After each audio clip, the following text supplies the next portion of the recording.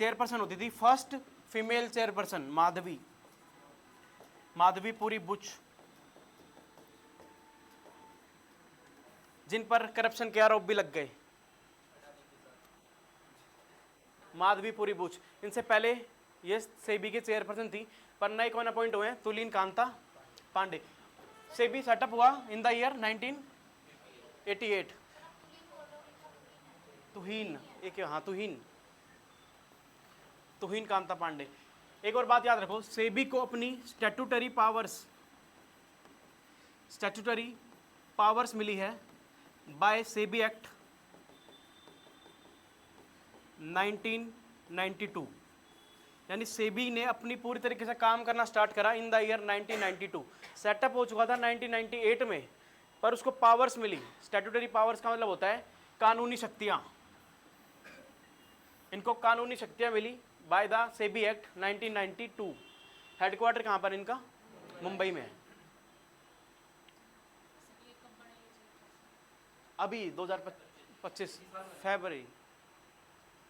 ये जो सार्गेंट अफेयर इसी साल के हैं, पर जो इंपॉर्टेंट है वही हैं।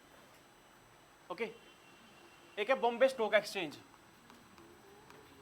बॉम्बे स्टॉक एक्सचेंज ये सबसे पुराना स्टॉक मार्केट का जो रेगुलेट करता है। बॉम्बे स्टॉक एक्सचेंज सबसे ओल्डेस्ट है। पूछा जाए oldest stock market regulatory body कौन सी है, तो बॉम्बे स्टॉक एक्सचेंज। इसके हेडक्वार्टर भी मुंबई में है, सबसे ओल्डेस्ट है ये। इसके हेडक्वार्टर भी मुंबई, बॉम्बे स्टॉक एक्सचेंज के। ओके, बना था करीब 1876 में। नहीं, बॉम्बे स्टॉक एक्सचेंज की मुंबई में, सेबी के मुंबई में, दोनों के हेडक्वार्टर मुंबई में है। ओल्डेस्ट है पर बॉम्बे स्टॉक एक्सचेंज।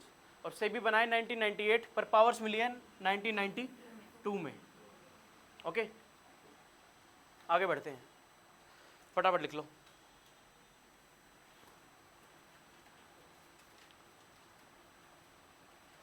सेबी की फुल फॉर्म याद रखना, security exchange board of India. World happiness index में कितनी रैंक रही इंडिया की? 118। लिख लो 118 इंडिया की रैंक रही 2025 वर्ल्ड हैप्पीनेस इंडेक्स में। कौन सा कंट्री कितना खुश है? इंडिया की रैंक रही सबसे, मतलब सबसे नहीं, काफ़ी थोड़ी ख़राब रही। टॉप किया फिनलैंड ने, फर्स्ट नंबर पे रहा फिनलैंड, सेकंड रहा डेनमार्क, और 118 नंबर पर रहा इंडिया। सबसे लास्ट रहा Afghanistan, 147 rank Afghanistan last. Okay, बस ये थोड़ा डाटा याद रखना इंपॉर्टेंट है, आने वाले सभी एग्जाम में पूछा जाएगा इंडिया की रैंक क्या है। तो 118 रैंक है किसमें? वर्ल्ड हैप्पीनेस इंडेक्स में। ओके, फर्स्ट लिख लो, सेकंड और लास्ट। पहला रहा फिनलैंड, सेकंड है डेनमार्क, और लास्ट है अफगानिस्तान। सबसे कम खुश है अफगानिस्तान, सबसे ज़्यादा खुश कौन सा है? फिनलैंड। फिनलैंड को बोलते हैं हम लोग कंट्री ऑफ 1000 लेक्स। ये स्टैटिक पॉइंट है एक, अगर एग्जाम में डायरेक्ट आ जाए country of 1000 lakes, country of 1000 lakes Finland.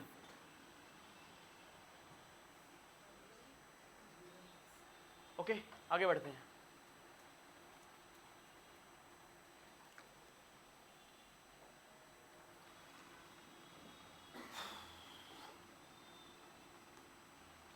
Next question है earth day. Mother earth day कब मनाया जाता है?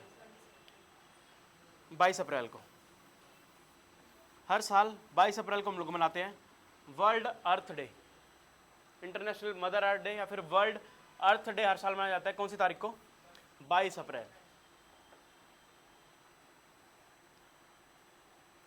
इंपॉर्टेंट डेज तो काफ़ी इंपॉर्टेंट टॉपिक रहता है आपके एग्जाम्स के लिए। अर्थ डे आपको भूलना नहीं है, हर साल 22 अप्रैल। कुछ और याद रखो, world water day, world water day 22 मार्च। वर्ल्ड अर्थ डे एक महीने बाद 22 अप्रैल। एनवायरनमेंट डे मत भूलना, 5 जून वर्ल्ड एनवायरनमेंट डे। 5 जून। एनवायरमेंट, वाटर और अर्थ, तीनों याद रखो।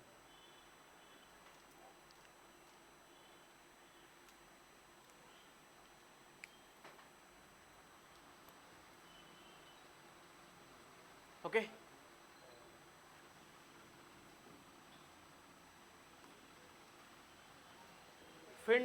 फिट इंडिया के आइकन कौन बने?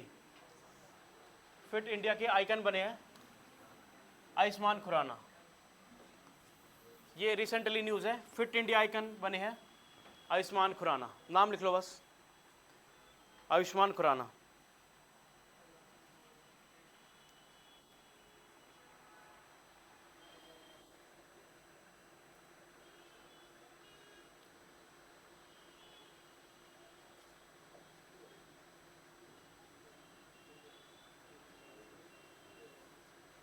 ओके फिट इंडिया के आइकन कौन बने हैं? आयुष्मान खुराना। ध्यान रखना बस। एक बुक है, बुक जो भी न्यूज़ में रहती है काफ़ी इंपॉर्टेंट होती है। क्या लिखो? सिर्फ बुक का नाम। बुक का नाम है bravest of the brave. Book का नाम लिखना सिर्फ आपको, ब्रेवेस्ट ऑफ द ब्रेव। उसका राइटर का नाम लिखा है written by Satish Doha. A option. Satish Doha ने एक बुक लिखी रिसेंटली जो कि लॉन्च हुई है, bravest of the brave, Satish Doha. बस नाम लिख लो।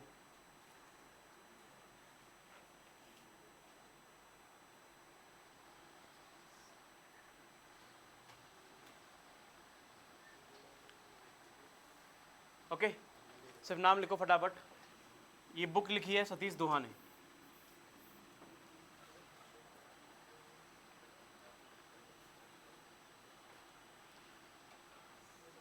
शहनाई,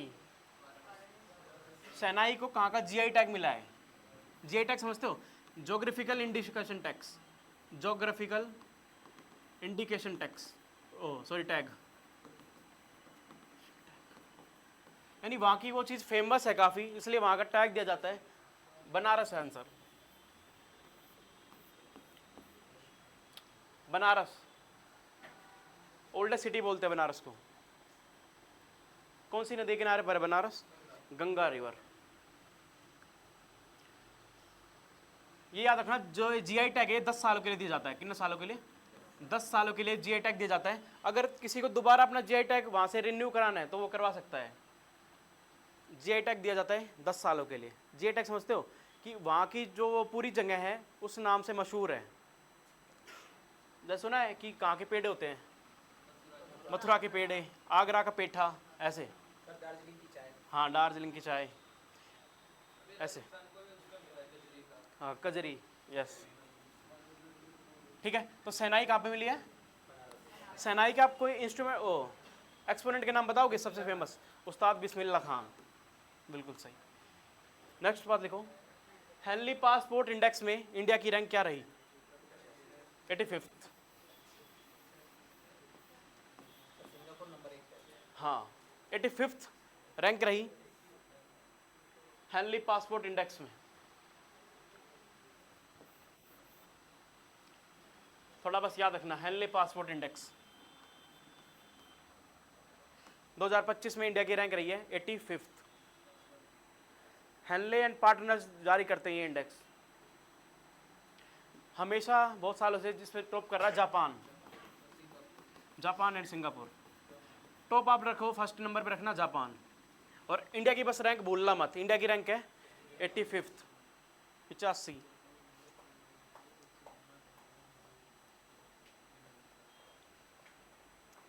ओके जापान को बोलते हैं हम लोग land of rising sun, land of rising sun, उगते सूरज का प्रदेश, लैंड ऑफ राइजिंग सन। क्योंकि सबसे पहले सूरज कहाँ पर उगेगा? जापान में, क्योंकि जापान सबसे ईस्ट में पड़ता है। विश्व में सबसे ईस्ट में जो कंट्री वो कौन सा है? Japan.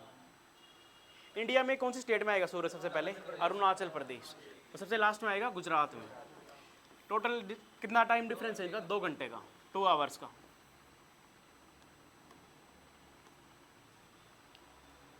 Which city become the first city जो कि पूरा रन करेगा रिन्यूएबल एनर्जी पर, वो एनर्जी जिसको हम रिन्यू कर सकते हैं।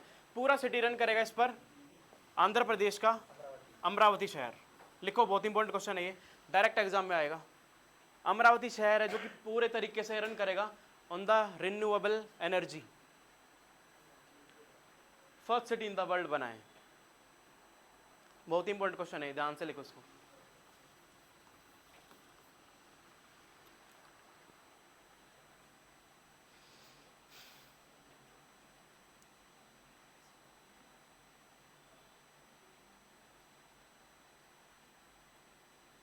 सिर्फ इतना लिखना है, एनुअल रिन्यूएबल एनर्जी शहर कौन सा बना है?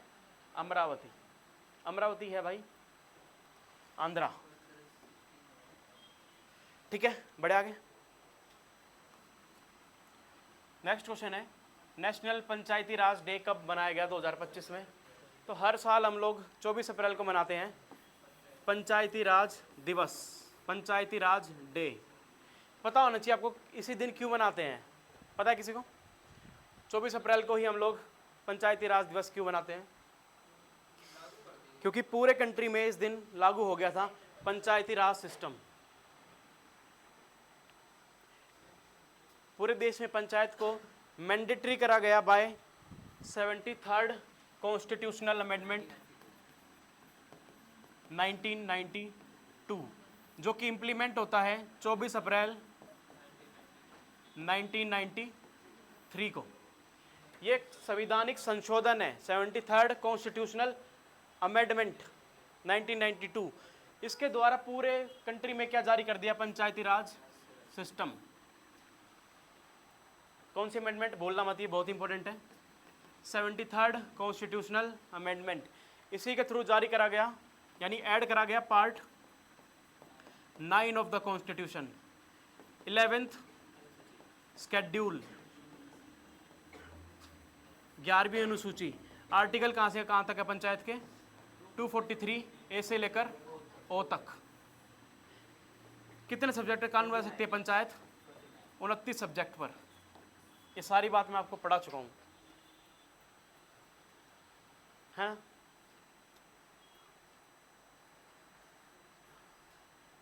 पंचायती राज सिस्टम जो है हमारे देश में लागू हुआ था कौन सी तारीख को? 24 अप्रैल 1993। इसलिए हर साल 24 अप्रैल को हम लोग क्या बनाते हैं? नेशनल पंचायती राज डे। ओके, एक और बात याद रखना, पंचायती राज जो दिवस है वो हमने मनाना स्टार्ट करा है 2010 ईयर से। 24 अप्रैल 2010 से हमने पहला अपना फर्स्ट पंचायती राज दिवस मनाया था 2010 में, first Panchayati Raj day in the year 2010।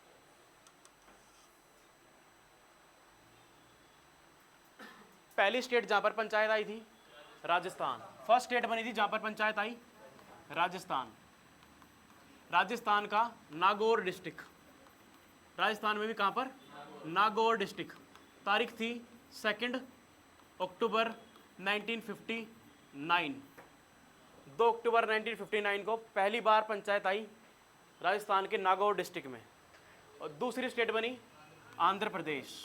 Second state बनती है आंध्र प्रदेश, ये भी 1959। कुछ कमेटी याद है आपको? बलवंत राय मेहता कमेटी। बलवंत राय मेहता कमेटी ने बोला 3 टायर पंचायत के लिए। बलवंत राय मेहता कमेटी बोलती है 3 टायर पंचायत के लिए। पंचायत के अंदर कितने टायर होने चाहिए? 3 टायर, समझते हो? 3 लेवल होने चाहिए, फर्स्ट, सेकंड और थर्ड। 3 टायर पंचायत के लिए बोला बलवंत राय मेहता कमेटी। 2 टायर पंचायत के लिए बोलती है अशोक मेहता कमेटी। रहने दो, इसको ज़्यादा हो जाएगा, आगे बढ़ते हैं। यहाँ मैं आपको पॉलिटी पढ़ाने लग गया था। वर्ल्ड पल्सेस डे पर सारी चीज़ इंपॉर्टेंट है भाई, आपको लिखना है सारी चीज़। वर्ल्ड पल्सेस डे मनाया गया 10 फरवरी को, 10th Feb।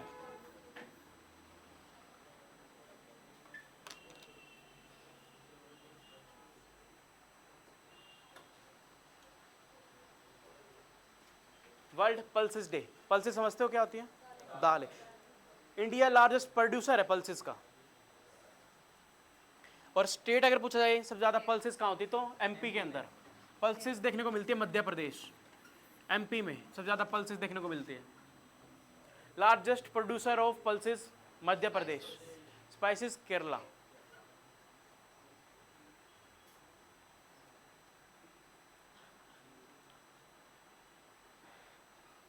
पल्सेस के लिए यूज होती है red and yellow soil, red and yellow soil पे उगाई जाती है पल्सेस। लाल और पीली मिट्टी पर उगाई जाती है पल्सेस।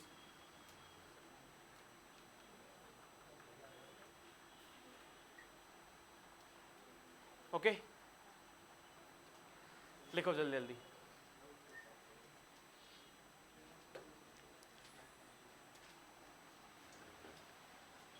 बस याद रखना world pulses day 10 Feb. Chairperson या फिर एमडी, सीएमडी, चेयरपर्सन या मैनेजिंग डायरेक्टर कौन बने हैं? Food corporation of India. आपको लिखना है FCI, food corporation of India. इसके चेयरपर्सन बने हैं आशुतोष अग्निहोत्री। इसके नए पर्सन अपॉइंट हुए हैं कौन? Ashutosh Agnihotri.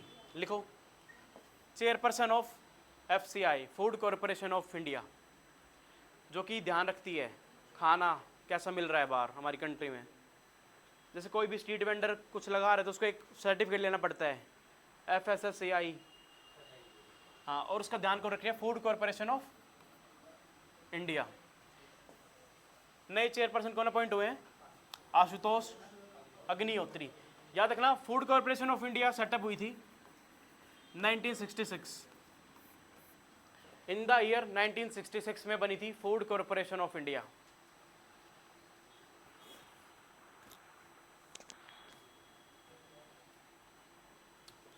Okay,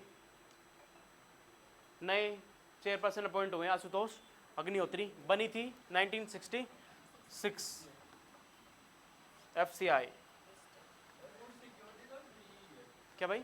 food security के लिए यही ध्यान रखती है। हाँ, Wisden cricketer of the year, Wisden cricketer of the year का अवार्ड मिला है जसप्रीत बुमराह, जसप्रीत बुमराह को 2025 का Wisden cricketer of the year. जो मेल वाला है, मेल अवार्ड मिला है किसको? जसप्रीत बुमराह। फीमेल अवार्ड मिला है स्मृति मंदना को, फीमेल अवार्ड मिला है Smriti Mandhana. Female Wisden cricketer of the year award मिला है स्मृति मंदाना।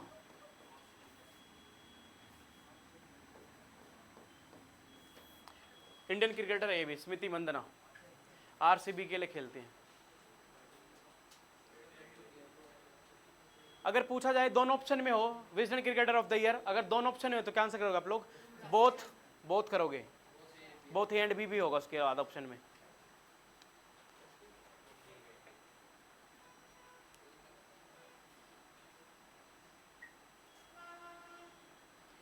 ओके, सबसे कम उम्र में आईपीएल सेंचुरी वैभव सूर्यवंशी। हाँ, कहाँ से बिलोंग करते हो? बिहार से। असम की सेकंड कैपिटल कौन सा बनेगा 2027 में? डिब्रूगढ़। लिख लो 2027 में असम की सेकंड कैपिटल बनाने की बात करी गई है डिब्रूगढ़ को। असम की पहली कैपिटल कौन सी है? दिसपुर। गुवाहाटी नहीं है, कौन सी है भाई? दिसपुर है। ज़्यादातर लोग बोल देते हैं गुवाहाटी कैपिटल है। असम की कैपिटल का नाम क्या है? दिसपुर। आपको पता है उत्तराखंड की तो भी 2 कैपिटल है, एक गैरसैंण है और एक है देहरादून। उत्तराखंड की कितनी कैपिटल देखने को मिलती है? 2। एक विंटर कैपिटल है और एक समर कैपिटल है। समर कैपिटल है गैरसैंण और विंटर कैपिटल है देहरादून।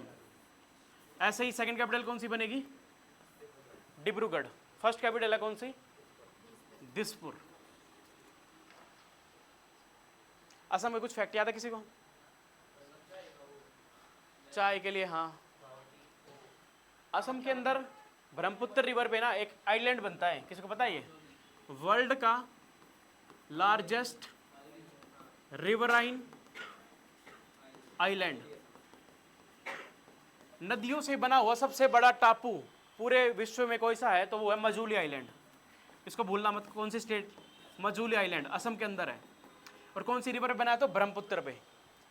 बहुत इंपॉर्टेंट क्वेश्चन है, हर साल आता है। मजूली आइलैंड, मजूली आइलैंड कहाँ पर है? असम के अंदर। क्या बोलते हैं इसको हम लोग? वर्ल्ड लार्जेस्ट रिवराइन आइलैंड, नदियों से बना हुआ टापू।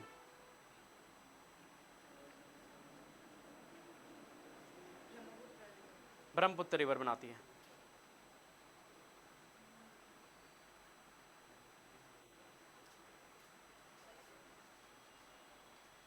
ओके, आगे बढ़ते हैं।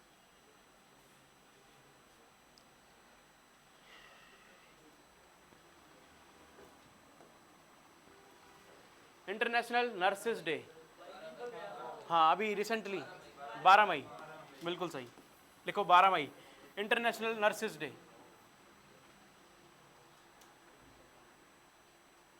ट्वेल्थ मई एक इंटरनेशनल वुमेंस डे भी अभी गया रिसेंटली, जो कि 11 को था। अच्छा, वो तो मदर्स डे, हाँ इंटरनेशनल वुमेंस डे आपको याद रखना 8 मार्च, और मदर्स डे मनाया है 11 मई, जिसको हम लोग सेकेंड संडे को बनता है हर साल, मई के सेकेंड संडे को। इस बार था 11 मई को। 12 मई को मनाया है international nurses day. International women's day भूलना मत भाई, बहुत इंपॉर्टेंट है। 8 मार्च इंटरनेशनल वुमेंस डे।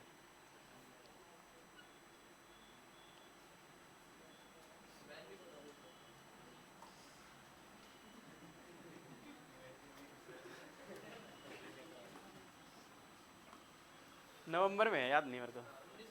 हाँ 19 नवंबर ही है, 19 नवंबर है। लिखो अगला क्वेश्चन।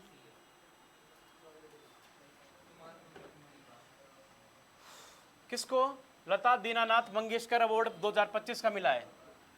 लता मंगेशकर दीनानाथ पुरस्कार मिला है 2025 का। हाँ, कुमार मंगलम बिरला को, बिरला ग्रुप के फाउंडर यानी चेयरपर्सन है, चीफ है, रिसेंटली अभी मिला है कुमार मंगलम बिरला को लता दीनानाथ मंगेशकर अवार्ड। ये अवार्ड देने स्टार्ट हुए थे 2022 से। कब से स्टार्ट हुए थे? और 2022 में ही मिला, पता किसको? हाँ बिल्कुल, हमारे देश के पीएम नरेंद्र मोदी को।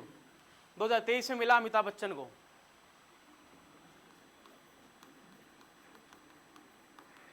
दो 2024 में मिला लता मंगेशकर सिस्टर आशा भोसले, और 2025 का मिला कुमार मंगलम।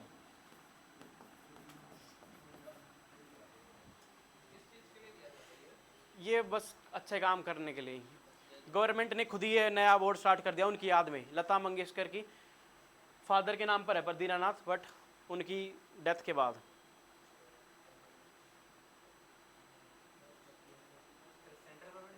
सेंट्रल गवर्नमेंट देती है। सेंट्रल गवर्नमेंट ने स्टार्ट किया था in the year 2022। Amitabh Bachchan, Asha Bhosle, और 25 में मिला है कुमार मंगलम बिरला।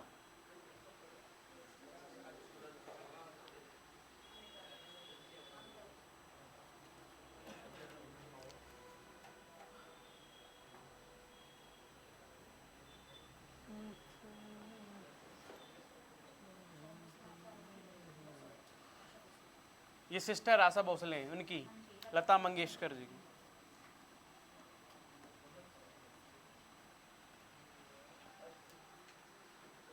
म्यांमार के लिए अर्थक्वेक में कौन सा ऑपरेशन लॉन्च किया?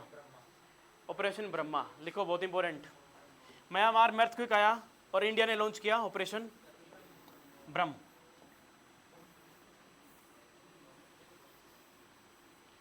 ऑपरेशन ब्रह्म। ऑपरेशन सिंदूर याद है?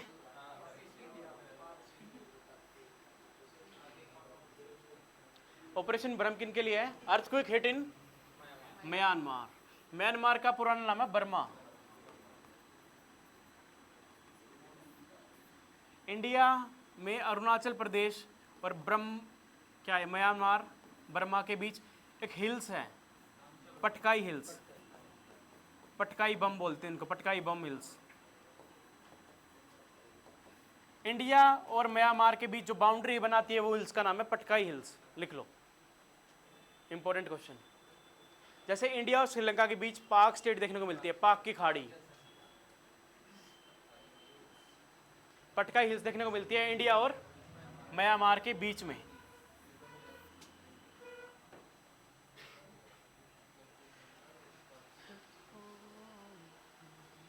ऑपरेशन दोस्त लॉन्च किया टर्की के लिए।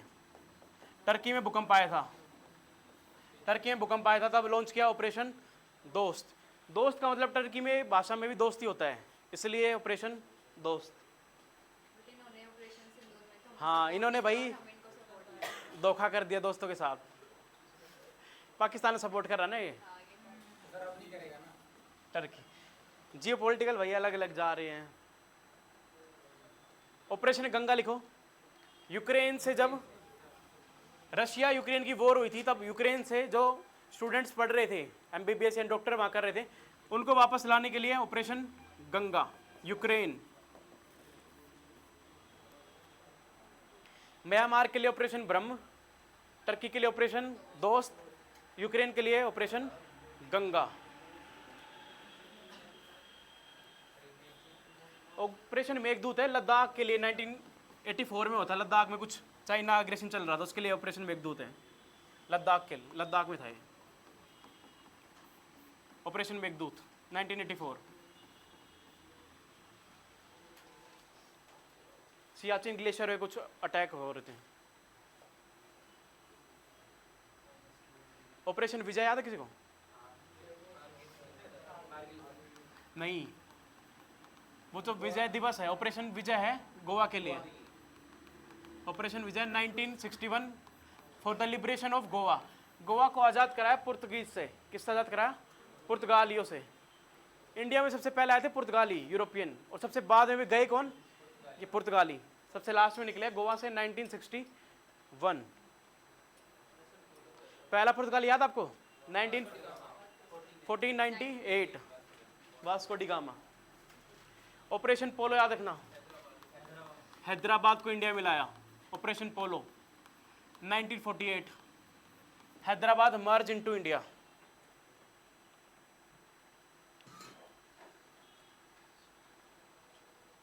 ऑपरेशन ब्लू स्टार क्या था किसी को? जहाँ अमृतसर गोल्डन टेम्पल के लिए operation blue star launch by first female prime minister of country. हाँ, ब्लू स्टार के लिए ऑपरेशन ब्लू स्टार। ये है भाई 1983 में है। अमृतसर में अटैक हुआ था। अटैक मतलब अमृतसर को खाली कराया था भिंडरांवाला से। वहाँ पर आर्म्स इकट्ठा हो गए थे बहुत सारे, जो कि इलीगल एक्टिविटी कर रहे थे। ठीक है, आगे बढ़ते हैं। ऑपरेशन सिंदूर तो पता होगा। हाँ,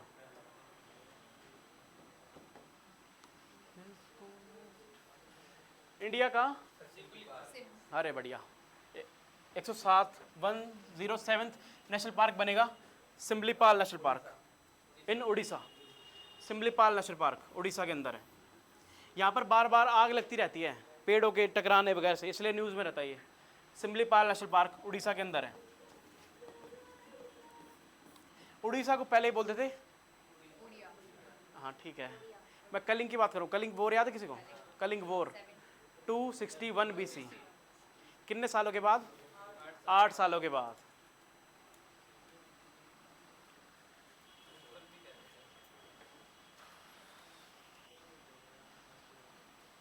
एक 107 नेशनल पार्क कौन सा बना? सिमलीपाल। नगर होल है कर्नाटक में। रायमोना है असम के अंदर। ये कहाँ पर? ये नहीं पता है। मेलघाट, कोई नहीं, इसको रहने दो, 2 लिख लो, नगर होल और रायमोना।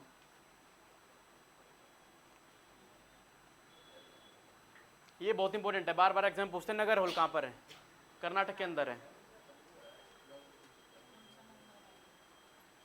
नंबर नहीं है, नंबर तो अब सारे थोड़ी याद रखेंगे, जो रिसेंट है वो याद रखो। हाँ, कर्नाटका नगर होल है, रायमोना असम है।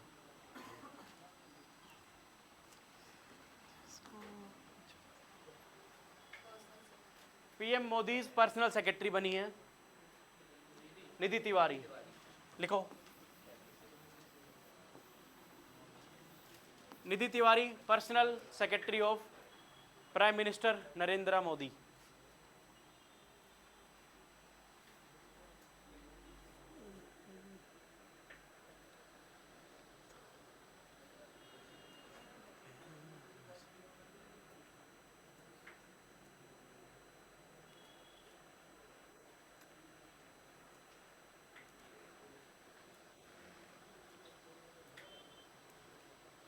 Okay, done. बस नाम लिख लो, क्या नाम है इनका? निधि तिवारी पर्सनल सेक्रेटरी बनी किनकी? Appointed as prime minister Modi's personal secretary.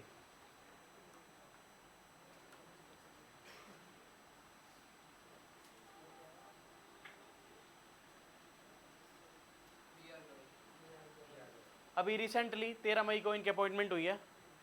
52nd chief justice of India कौन बने हैं?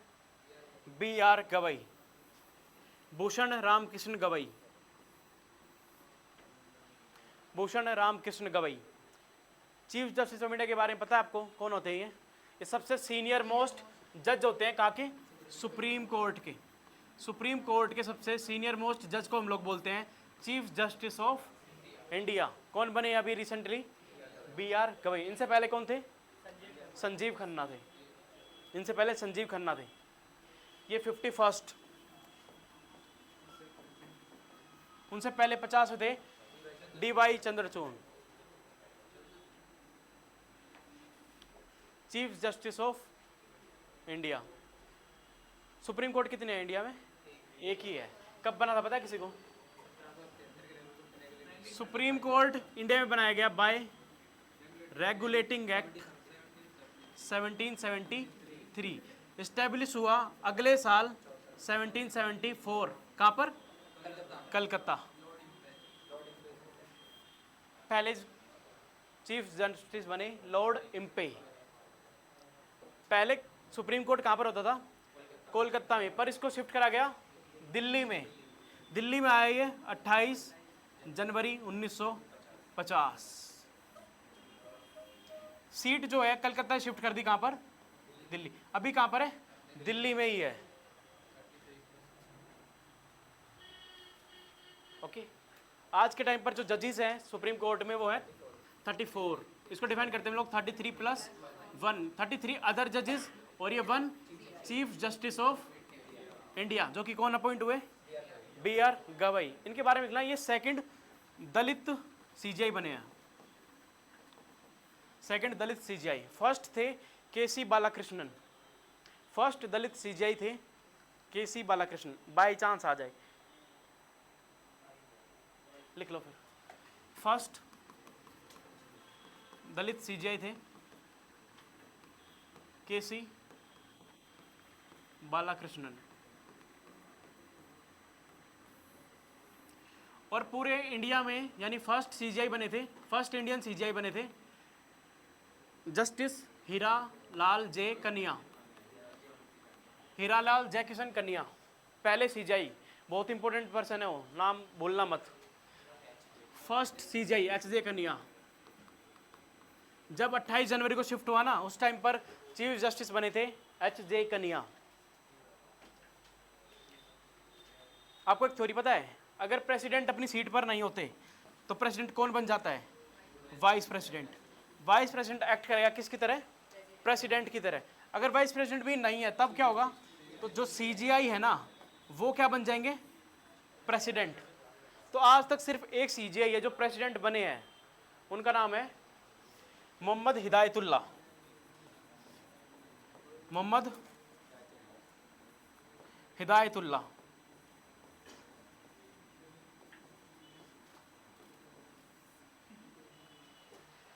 पहले CGI जो कि क्या बने हैं?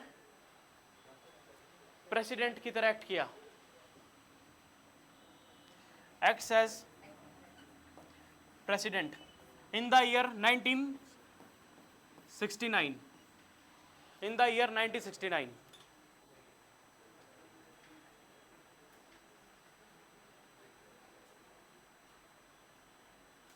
ओके, पहले चीफ जस्टिस बोलना मत कौन है? HJ कनिया। आज के टाइम पर कौन अपॉइंट हो गए हैं? BR गवई। इनसे पहले थे संजीव खन्ना।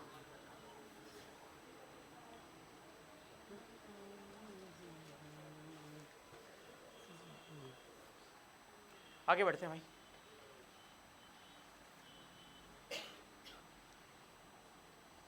हो गया।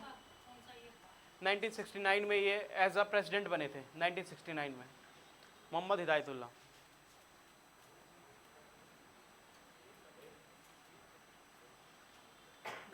इसरो के नए चीफ कौन अपॉइंट हुए हैं? इसरो के नए चीफ वी नारायण। इनसे पहले होते थे एस सोमनाथ। एस सोमनाथ को रिप्लेस किया वी नारायण ने। इसरो समझते हो? हाँ, इंडियन स्पेस रिसर्च ऑर्गेनाइजेशन। इसके नए चीफ बने हैं वी नारायणन। लिखो, बहुत इंपॉर्टेंट क्वेश्चन है सभी।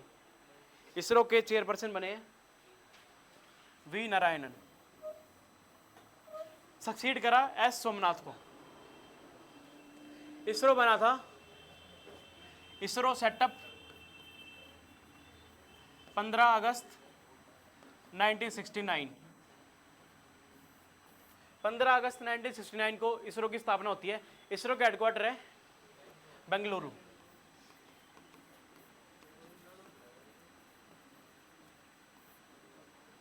बेंगलोर में हेडक्वार्टर देखने को मिलते हैं इसरो के। और चीफ अपॉइंट हो गए हैं वी नारायणन। ये बोलना मत भाई कब बना था इसरो? 15 अगस्त 1969 को। हाँ भाई, हेडक्वार्टर बेंगलोर के अंदर देखने को मिलेंगे। दिल्ली में आ गए हैं? ओके, बढ़िया। ऑपरेशन सिंदूर पहलगांव अटैक के बाद कब लॉन्च किया इसको? पहलगांव। ये तो पता है, ये नहीं लिखना है ना? लिखना क्या है? सुनो सुनो तारीख। पहलगांव अटैक हुआ था 22 अप्रैल को।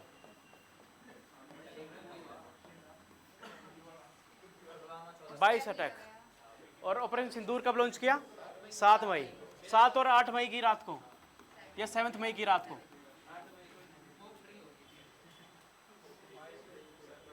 7 और 8 मई की रात को ऑपरेशन सिंदूर। आपको याद क्या रखना है? पहलगांव अटैक के बाद इंडिया ने सस्पेंड करी इंडस वाटर ट्रीटी। याद है किसी को? सुना है इसके बारे में? Indus water treaty. पूछा जाएगा बनी थी कब ये इंडस वाटर ट्रीटी, कब हुई थी? 1960 में। आपको बताना चाहिए, न्यूज में आया था कि इंडस वाटर ट्रीटी इंडिया ने क्या कर दी? सस्पेंड कर दी। ये हुई थी 19 सितंबर 1960 को। ये बात लिखो, ये ट्रीटी हुई थी 19 सितंबर 1960 कराची के अंदर। कहाँ पर हुई थी? कराची में। कराची में ट्रीटी होती है किस किस के बीच? 2 देशों के बीच, इंडिया और पाकिस्तान। इंडिया एंड पाकिस्तान के बीच ट्रीटी हुई, इंडस वाटर ट्रीटी। मीडिएटर कौन बना? किसने करवाई? World bank. सबसे इंपॉर्टेंट क्वेश्चन है ये जो ट्रीटी दोनों के बीच समझौता हुआ इंडिया और पाकिस्तान, करवाया किसने था? वर्ल्ड बैंक ने। मीडिएटर बना, मीडिएटर समझते हो ना? बिचौलिया। हाँ, मीडिएटर बना वर्ल्ड बैंक। मीडिएटर बना वर्ल्ड बैंक। होती कब है? 1960 में, 60 में। इसमें क्या बात करेगी कि जो ऊपर की 3 रिवर हैं, चलो रहने दो, इतना मत पढ़ो।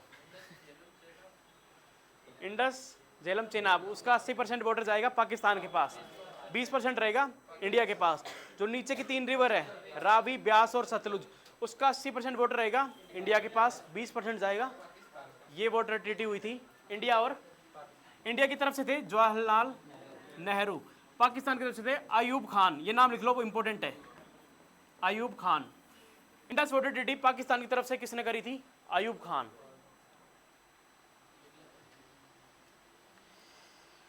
एक और इंडिया पाकिस्तान के बीच समझौता हुआ था, सिमला ट्रीटी।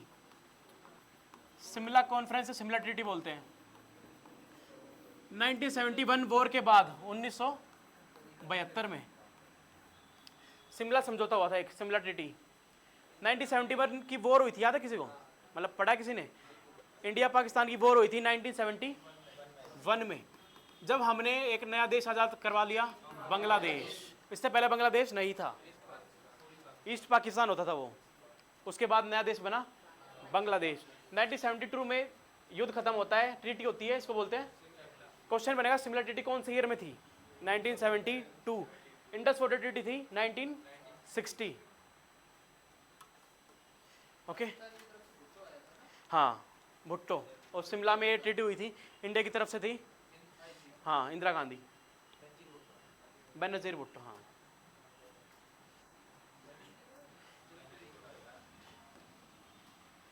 ठीक है भाई, आगे बढ़ते हैं। 26 chief election commissioner of India Gyanesh Kumar. इनसे पहले होते थे राजीव कुमार। राजीव कुमार को सक्सीड करा ज्ञानेश कुमार ने, बन गए हैं chief election commissioner. Election commission of India याद है किसी को? पढ़ा था? आर्टिकल नंबर था इलेक्शन कमीशन ऑफ इंडिया का 324। अनुच्छेद 324 में आता है इलेक्शन कमीशन ऑफ इंडिया के बारे में। इलेक्शन कमीशन सेटअप हुआ था, याद है किसी को? कौन सी तारीख को election commission of India setup हुआ? 25 जनवरी 1950। हर साल इस दिन मनाते हैं हम लोग, नेशनल वोटर्स डे, मतदान दिवस। इलेक्शन कमीशन ऑफ इंडिया का काम क्या है? हमारे देश के चुनाव कराना, इलेक्शन करवाना, फ्री एंड फेयर इलेक्शन होना किसकी जिम्मेदारी है? Election commission of India.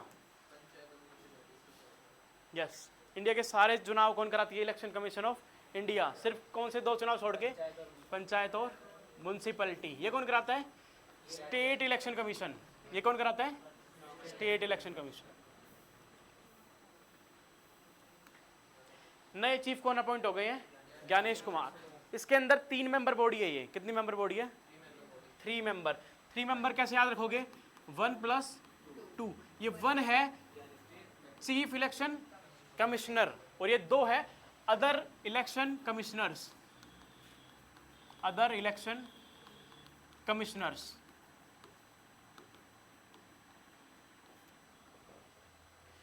एक चीफ होगा, बाकी 2 अदर इलेक्शन कमिश्नर होंगे। किसी को याद है पहले ये सिंगल मेंबर बॉडी होता था? हाँ, एक अमेंडमेंट हुई। कौन सी अमेंडमेंट थी वो? 61st अमेंडमेंट थी। जिनको याद है वो कर लेना, बाकी रहने देना, है ना? जिसमें वोटिंग एज भी कम हो गई थी, 21 से 18 साल कर दी थी। आगे बढ़ते हैं भाई। देखो, चीफ इलेक्शन कमिश्नर कौन है? ज्ञानेश कुमार।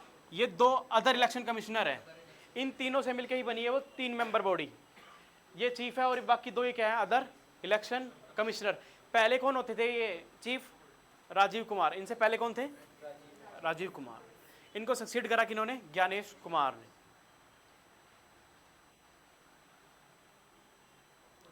पंबन ब्रिज है इंडिया में पहला, तमिलनाडु के अंदर। लिखो कहां पर बनाया गया इसको? हाँ, इनोग्रेट किया गया तमिलनाडु। जो वर्टिकल देखा है गेम्स के अंदर ऐसे खुल जाते हैं ब्रिज, वर्टिकली उठ जाते हैं। हाँ, नीचे से शिप जाने के लिए रास्ता बन जाता है ऐसे तमिलनाडु के अंदर। लिख लो पंबन ब्रिज कहां पर है? तमिलनाडु। किसने किया था? पीएम मोदी ने। Inaugurated by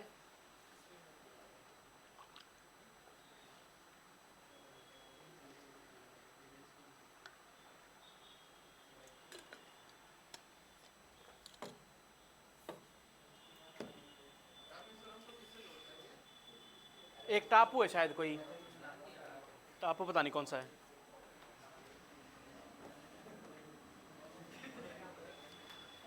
CAG, controller and auditor general of India, कौन अपॉइंट हुए हैं?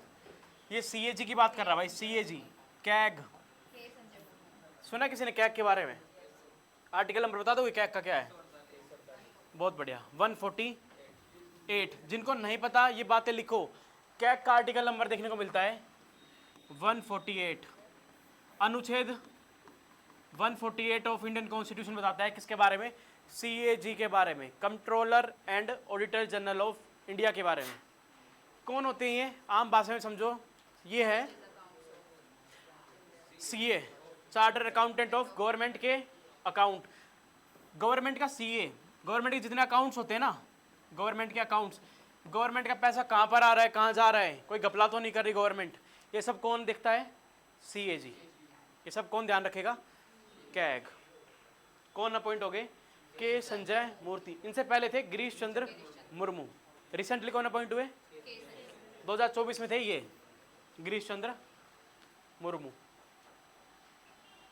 Sanjeev Khanna chief justice of India थे, जो अब BR गवई बन गए हैं।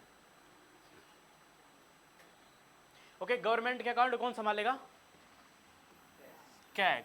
इसका टाइम पीरियड होता है 6 साल। अपॉइंट करता है प्रेसिडेंट।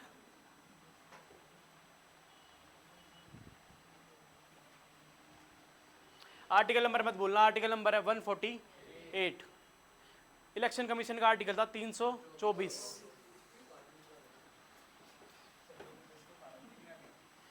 निकलते हैं भाई। 17th ब्रिक्स समिट कौन होस्ट करेगा? ब्राजील। लिखो ब्राजील। 2025 की ब्रिक्स समिट होस्ट करेगा ब्राजील।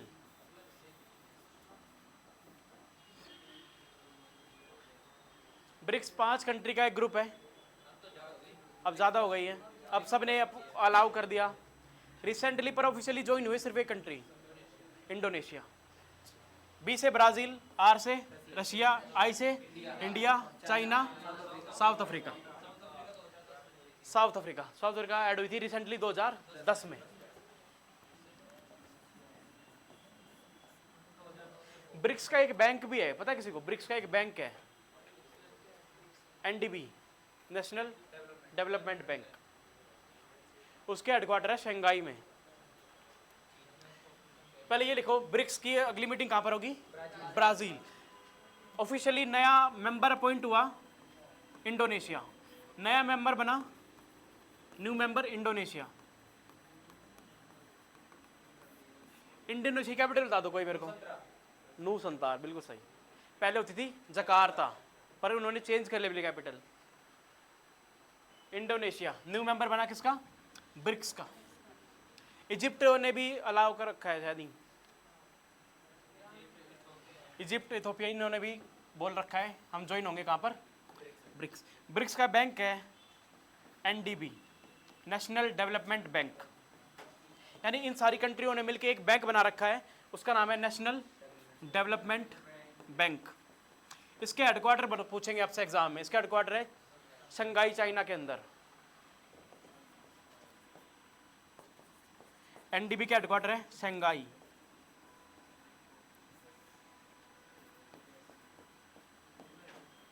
शंघाई चाइना में NDB। एक है एशियन डेवलपमेंट बैंक, उसके हेडक्वार्टर है जकार्ता में। Asian development bank ADB।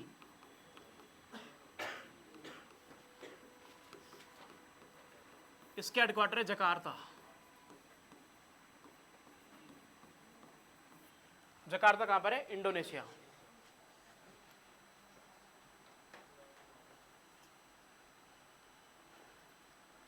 Okay, बढ़े आगे।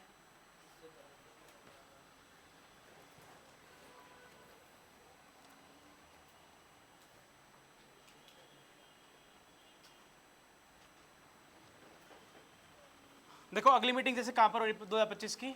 ब्राज़ील में। 26 में कहाँ होगी? रशिया। उसके बाद ऐसे चलता रहता है, फिर दोबारा से घूम जाएगा।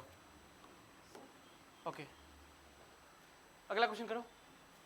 11th प्रो कबड्डी का टाइटल किसने जीता? हरियाणा स्टीलर्स ने।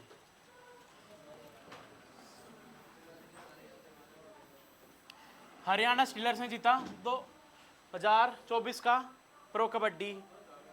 किसको हराया? पटना पायरेट्स को। पटना को हरा के, इनको हरा के विजेता बनी हरियाणा स्टीलर्स।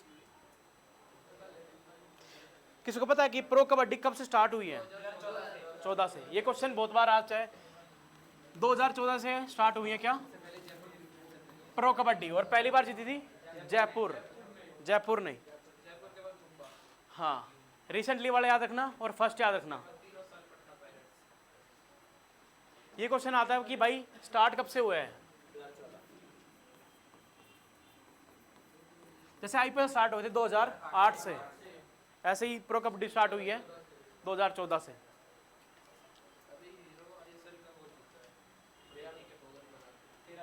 मोहन बगान कोलकाता वाली,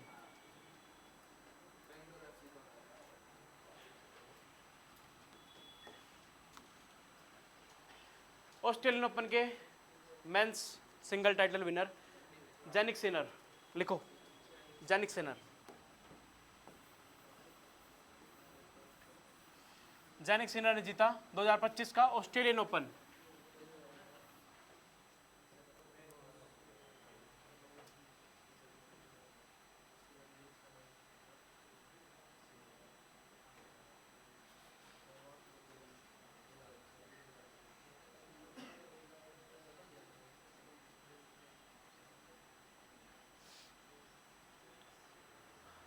राफेल नडाल ने वो ले लिया रिटायरमेंट। ये सारे इंपॉर्टेंट खिलाड़ीज हैं, कौन से के टेनिस, टेनिस के अंदर कितने ग्रैंड स्लैम होते हैं पता आपको? चार। कौन कौन से? Australia open, Wimbledon, French open और यूएस, ये चार ग्रैंड स्लैम होते हैं टेनिस के अंदर। हाँ सबसे पहले ऑस्ट्रेलिया ही होता है जनवरी के महीने में। एक क्वेश्चन याद रखना कि कहाँ पर स्ट्रिक्ट वो अलाउ है वाइट ड्रेस, विंबलडन में। अलग अलग है ना, कोई क्ले पे खेलते हैं कोई ग्रास पे। विंबलडन में आपको याद रखना है वाइट ड्रेस, विंबलडन में याद रखो वाइट ड्रेस। ये क्वेश्चन आया था रिसेंटली, कौन से ग्रैंड स्लैम के अंदर वाइट ड्रेस देखने को मिलती है? विंबलडन। ओल्डेस्ट पूछा है तब भी विंबलडन आंसर बनेगा, सबसे पुराना है विंबलडन। ओल्डेस्ट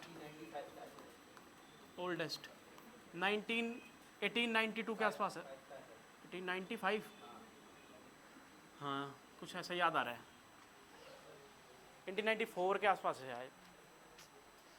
रुक जा मैं याद करता हूँ, 1872 पता नहीं। चलो 76th रिपब्लिक डे के चीफ गेस्ट कौन रहे बताओगे कोई? मैक्रोन, और बताओ? सुबियांतो है भाई, प्रबोबो सुबियांतो। इससे पहले 2024 में थे इमैनुअल मैक्रोन, 2024। 25 में कौन रहे?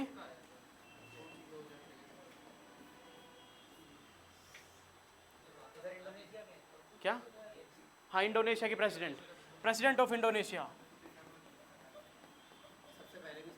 हाँ जो पहला हमारा जो सबसे फर्स्ट रिपब्लिक डे मनाया गया 1950 में, तब भी इंडोनेशिया के प्रेसिडेंट आए थे एज अ चीफ गेस्ट। अभी जो रिसेंटली हुआ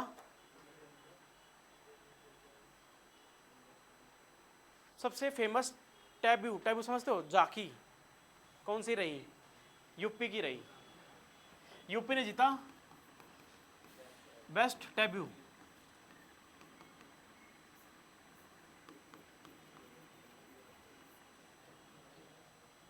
अलग अलग स्टेट की झांकी निकलती है ना, देखी होंगी आपने। याद रखना चीफ गेस्ट कौन रहे थे। थीम रही इस बार रिपब्लिक डे की स्वर्णिम भारत, गोल्डन इंडिया, स्वर्णिम भारत, विरासत और विकास, बिल्कुल गोल्डन इंडिया।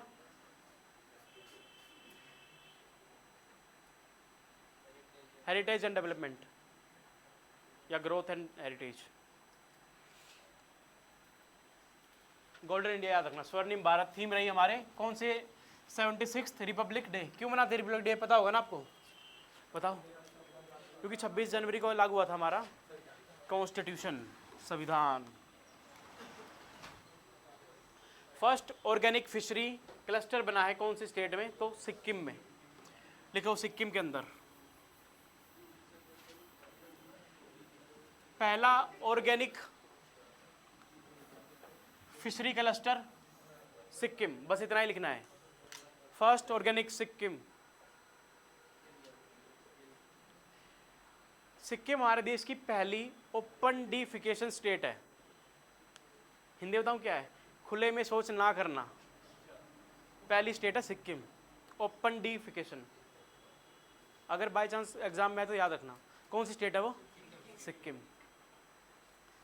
सिक्किम हमारे देश का, चलो रहने दो, 22वां राज्य बना था 36वें संविधान संशोधन से। Very good. सिक्किम की कैपिटल पता है किसी को? गैंगटोक। सिक्किम की हाईएस्ट पीक याद कर लो, ज्योग्राफी याद कर लो, कंचनजंगा। सिक्किम की हाईएस्ट पीक का नाम है।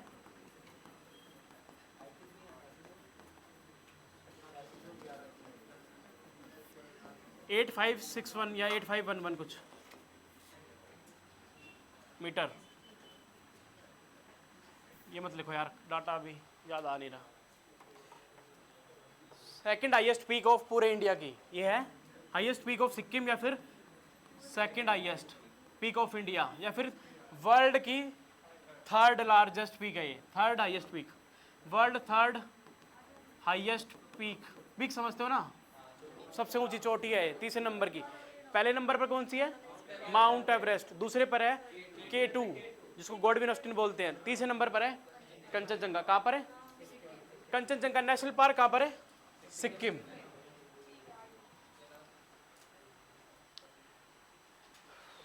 कबड्डी टीम, कौन सी टीम ने जीता 38th नेशनल गेम्स में कबड्डी का मेडल? कबड्डी में गोल्ड मेडल जीता यूपी ने भाई, लिख लो।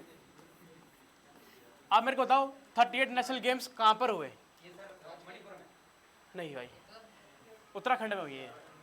उत्तराखंड, यूके के अंदर उत्तराखंड में हुए हैं 38 नेशनल गेम्स। 37 हुए थे गोवा के अंदर, 36 हुए थे गुजरात में। ओके, खेलो इंडिया बिहार नेशनल इंपॉर्टेंट होते हैं। तो ये कौन से हुए? 38 कहाँ पर हुए? उत्तराखंड में हुए। जीता कौन कबड्डी में? उत्तर प्रदेश।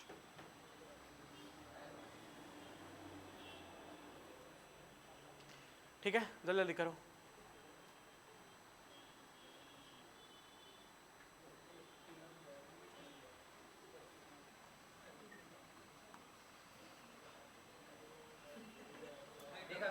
CM of Delhi Rekha Gupta. इनसे पहले आती सी, उनसे पहले थे अरविंद केजरीवाल। अभी कौन बन गई है? ठीक है, लिखो मत लिखो, मर्जी है। हाँ, परवेश वर्मा को बनना था, वही है। कौन बनेगा ये चल रहा था। RBI governor, RBI governor appoint हुए संजय मल्होत्रा। इनसे पहले होते थे शक्तिकांत दास। संजय मल्होत्रा लिख लो, इंपॉर्टेंट है, एग्जाम में आएगा डायरेक्ट। संजय मल्होत्रा आरबीआई के 26वें गवर्नर। आरबीआई बता दो कब बना? हाँ, हेडक्वार्टर मुंबई। आरबीआई की स्थापना हुई है भाई 1 अप्रैल 1935। हेडक्वार्टर है मुंबई। आरबीआई काम है करेंसी जारी करना, बैंकों को सुपरवाइज करना। आरबीआई को बोलते हैं हम लोग bankers bank, bank of last resort. कौन थे आरबीआई गवर्नर? कौन है? संजय मल्होत्रा। पहले कौन है पता किसी को?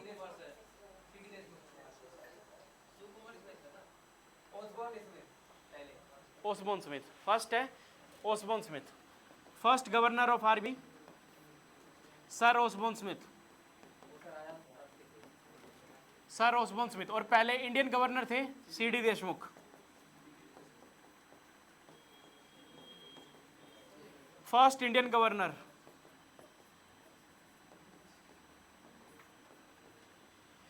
पहले गवर्नर थे सर ओसबोर्न स्मिथ और पहले इंडियन कौन थे? सीडी देशमुख। और अभी कौन है? संजय मल्होत्रा। आरबीआई बना है, याद रखना 1935। आरबीआई का नेशनलाइजेशन, राष्ट्रीयकरण हुआ है नेशनलाइजेशन ऑफ RBI 1 जनवरी 1949 49। राष्ट्रीयकरण हुआ RBI का 1 जनवरी 1949 को। याद रखना, बहुत इंपॉर्टेंट क्वेश्चन है।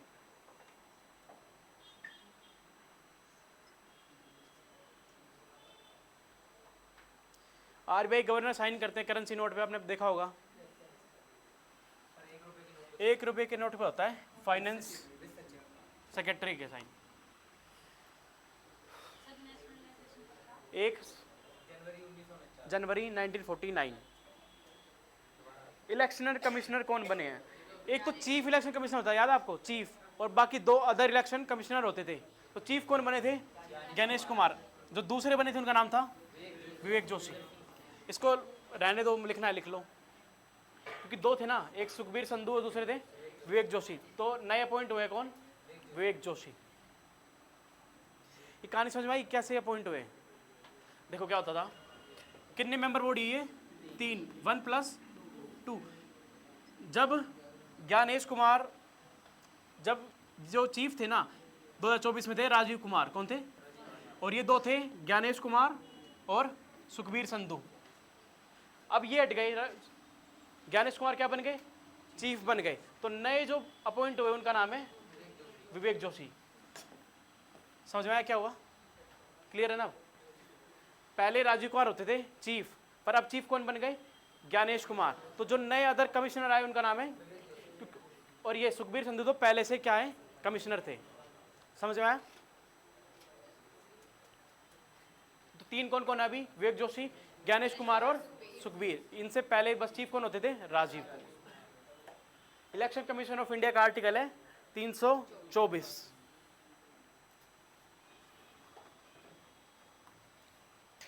खो खो वर्ल्ड कप हुआ है पहली बार इंडिया में हुआ, और जीता भी किसने? इंडिया ने। ये बहुत इंपॉर्टेंट क्वेश्चन है, ये डायरेक्ट आएगा क्योंकि फर्स्ट टाइम हुआ है। पहली बार क्या देखने को मिला हमें? Kho kho world cup. Mains और वुमेन्स दोनों किसने जीत लिया? इंडिया ने। और हुआ भी कहां पर है? होस्ट करा इंडिया ने। किसको हरा दिया? नेपाल को। खो खो में कितने प्लेयर होते हैं? 9। खो खो में 9। कबड्डी में कितने होते हैं? 7। बास्केटबॉल में 5। बास्केटबॉल में 5। वॉलीबॉल में 6। कबड्डी में 7। फुटबॉल क्रिकेट में 11। रग्बी में 15।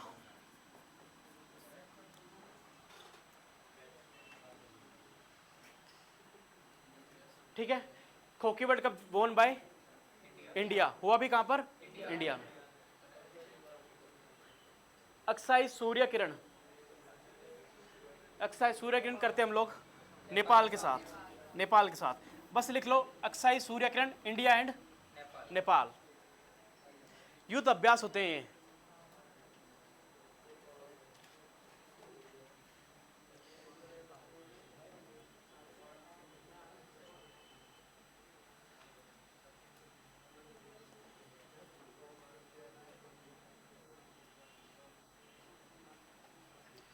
करो फटाफट।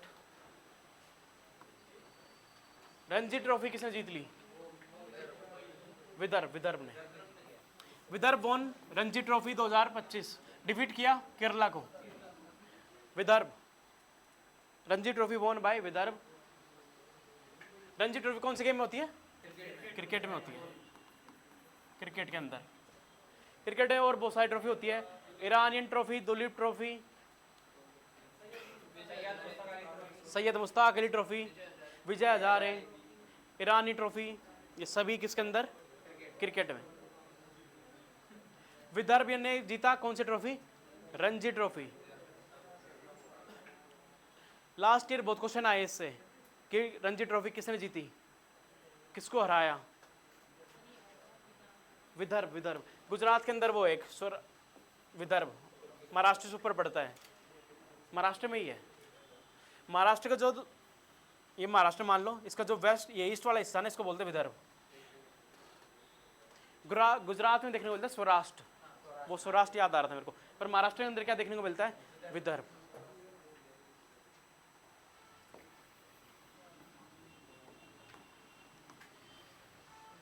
मखाना बोर्ड बनेगा कहाँ पर? बिहार। मखाना बोर्ड को बनाने की बात करेगी बजट में। मखाना बोर्ड ऑफ इंडिया बिहार के अंदर कहाँ पर बनेगा ये? बिहार। मखाना को सुपर फूड बोला गया। क्या बोला इसको? Super food. मखाना को बोला सुपर फूड। और बजट में बात करेगी क्या बनाने की? मखाना बोर्ड। बजट कौन से दिन जारी होता है? 1 फेब जारी करा Nirmala Sitharaman 8th time.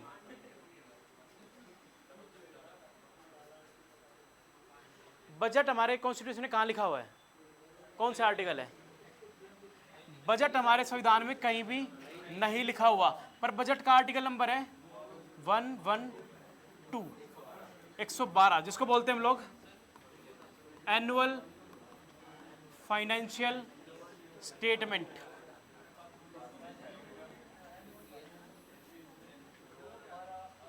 Annual financial statement को ही हम आम भाषा में बोल देते हैं बजट। आर्टिकल नंबर 112 भूलना मत, बहुत इंपॉर्टेंट है। Annual financial statement.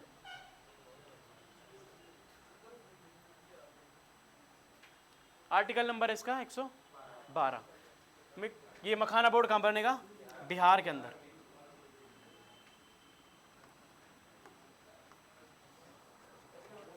First white tiger breeding centre बनेगा एमपी। पहला व्हाइट टाइगर ब्रीडिंग सेंटर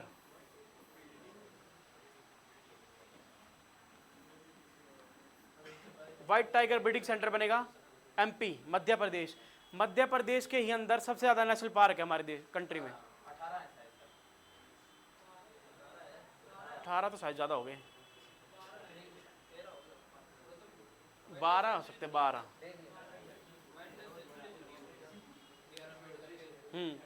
12 भी ज्यादा बोल रहे हो तुम, 10 है,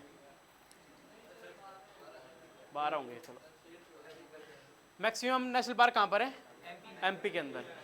वहाँ बात करेगी क्या बनाने की? White tiger breeding centre. White tiger देखा आप लोगों ने जू में जाके? मस्त होता है।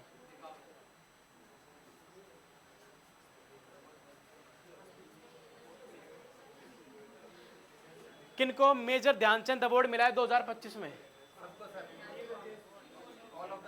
इन चारों को ही क्या दिया गया?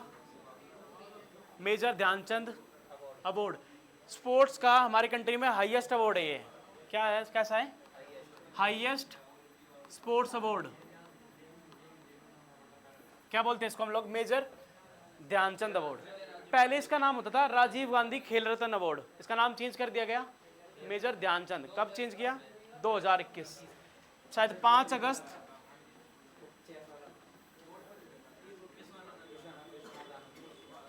राजीव गांधी खेल रत्न अवार्ड को चेंज कर दिया गया मेजर ध्यानचंद अवार्ड में इन द ईयर 2021। इन सभी को क्या मिला है? Major Dhyan Chand award. कौन से ईयर का? 2000। मनु भाकर जिन्होंने शूटिंग में 2 मेडल जीते। D Gukesh chess. Harmanpreet Singh hockey का कैप्टन है, हॉकी के captain. Praveen Kumar athletics, para athlete है, पैरा एथलीट। हाँ, हाई जंप करते, पैरा एथलीट।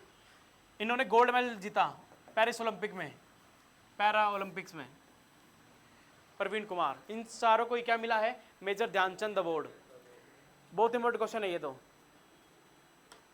चारों का नाम। ठीक है, मनु भाकर, डी गुकेश, हरमनप्रीत सिंह, प्रवीण कुमार, इन चारों को मिला है हाईएस्ट स्पोर्ट्स अवार्ड, जिसका नाम क्या है? मेजर ध्यानचंद। पहले इसका नाम होता था राजीव गांधी खेल रत्न अवार्ड।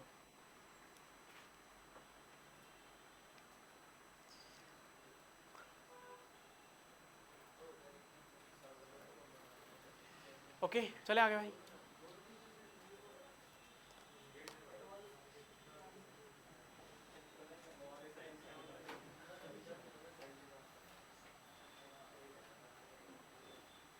लिख लो जल्दी से।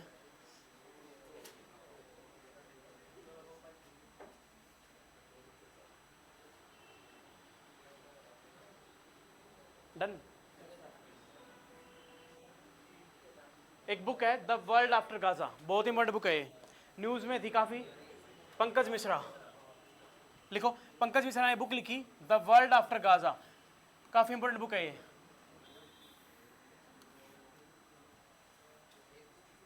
इजराइल फिलिस्तीन के बीच पता आपको वो संघर्ष चल रहा है, वॉर चल रहा है गाजा की स्ट्रिप के लिए। हाँ, इजराइल और उनकी तरफ से अटैक देखने को मिल रहे हैं बार बार। उसके ऊपर बुक लिखी है the world after Gaza, written by Pankaj Mishra. भाई ये इंपॉर्टेंट बुक है, 2-3 जगह देख लिया मैंने क्वेश्चन, बोलना मत इसको।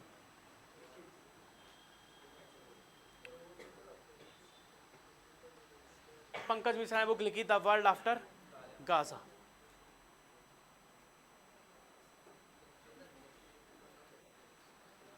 Okay, written by Pankaj Mishra. पहले इंडियन जो कि जाएंगे इंटरनेशनल स्पेस स्टेशन में, बहुत इंपॉर्टेंट क्वेश्चन है ये भी। पहले इंडियन है जो कि कहां पर जाएंगे इंटरनेशनल स्पेस स्टेशन, नासा के थ्रू। किसके थ्रू? नासा के थ्रू। शुभांशु शुक्ला, बहुत इंपॉर्टेंट क्वेश्चन है ये तो। नासा के थ्रू ये कहां जाएंगे? इंटरनेशनल स्पेस स्टेशन, जहां पर आपने सुना रिसेंटली सुनीता जो विलियम्स है वो फंस गई थी 9 महीनों के लिए, वही। हाँ, वहां पर कौन जाएंगे इंडियन? पहले इंडियन कौन बनेंगे? शुभांशु शुक्ला, बोलना मत भाई ये नाम। ओके, लिख लो।